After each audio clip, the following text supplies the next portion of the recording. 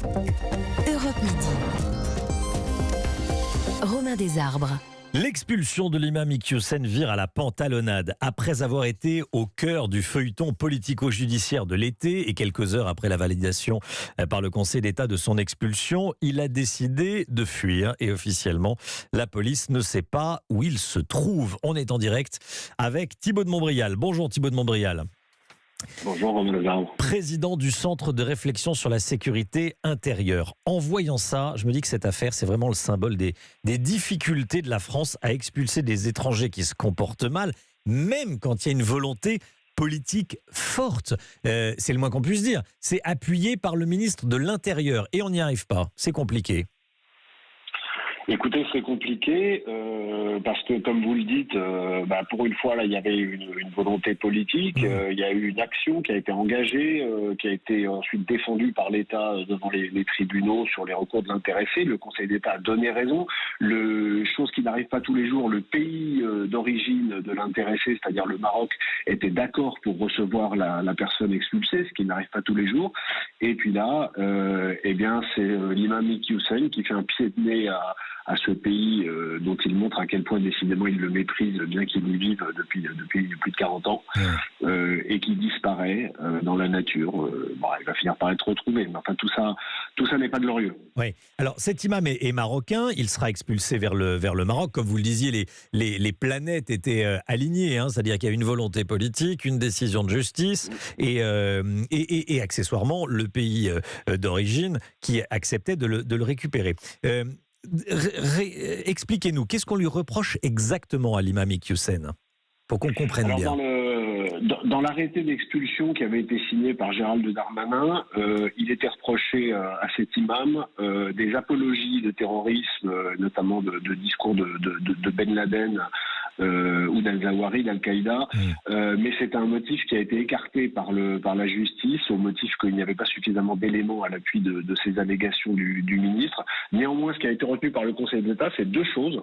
La première, c'est un discours antisémite réitéré qui a été qualifié par le Conseil d'État au point 9 de son ordonnance d'acte de provocation explicite et délibérée à la discrimination ou à la haine contre une personne déterminée ou un groupe de personnes.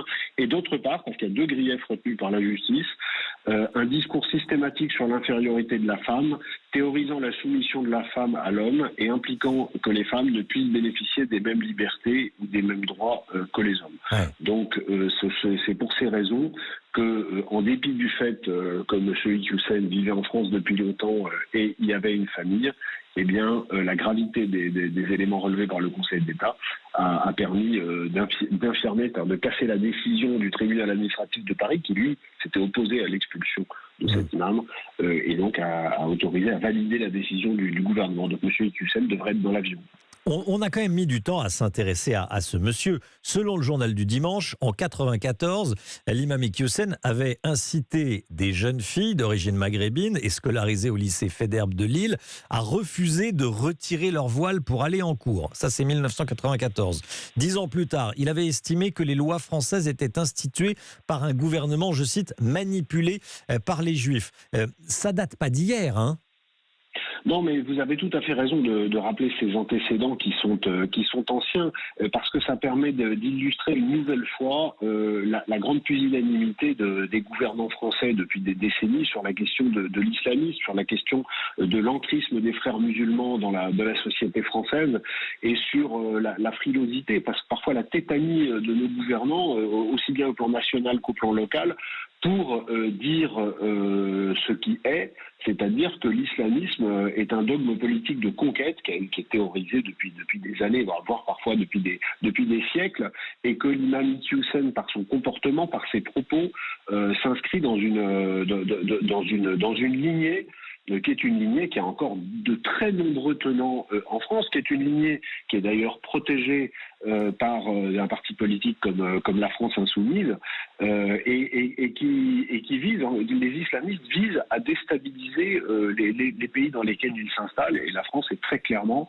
une cible de l'islamisme. C'est pour ça qu'il faut être absolument implacable, mais pour ça il faut être capable d'avoir le courage de dire ce qui est, parce que l'une des méthodes des islamistes, c'est de régner aussi par l'intimidation.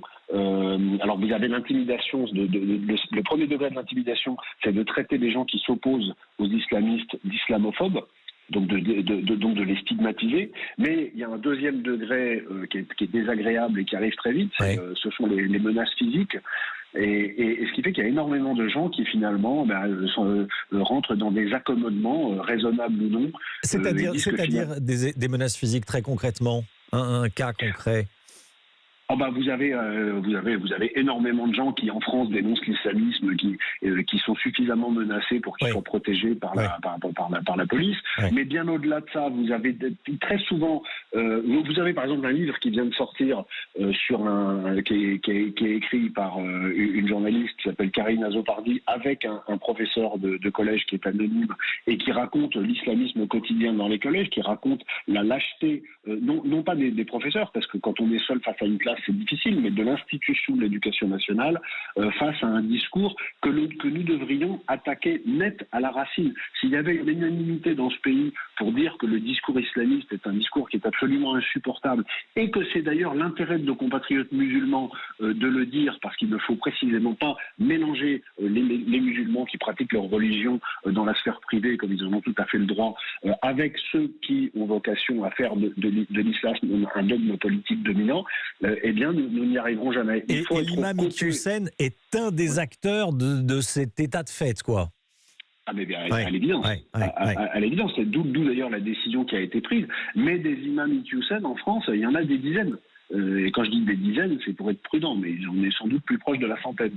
Donc il faut engager une lutte massive contre un péril qui, si on ne s'y attaque pas avec toute la gravité qu'il mérite, peut nous ronger et nous détruire en conduisant à une explosion de la société française, parce que ce sont des guerres souterraines que les islamistes savent faire. Ils l'ont fait dans un certain nombre de pays. Ils s'attaquent aujourd'hui aux pays occidentaux et notamment à la France, compte tenu de l'importance de sa population musulmane, non pas parce que tous les musulmans sont des islamistes, mais parce qu'évidemment les islamistes se recrutent dans le rang des musulmans, et c'est une frappe, et ils ont d'ailleurs théorisé la façon d'essayer de recruter les musulmans pour les désintégrer, tout ça est théorisé dans tout un tas d'écrits qui sont accessibles. C'est pour ça que nous n'avons aucune excuse. Des gens comme Boualem Sansal nous le disent, les intellectuels algériens sont pendus à la sonnette d'alarme.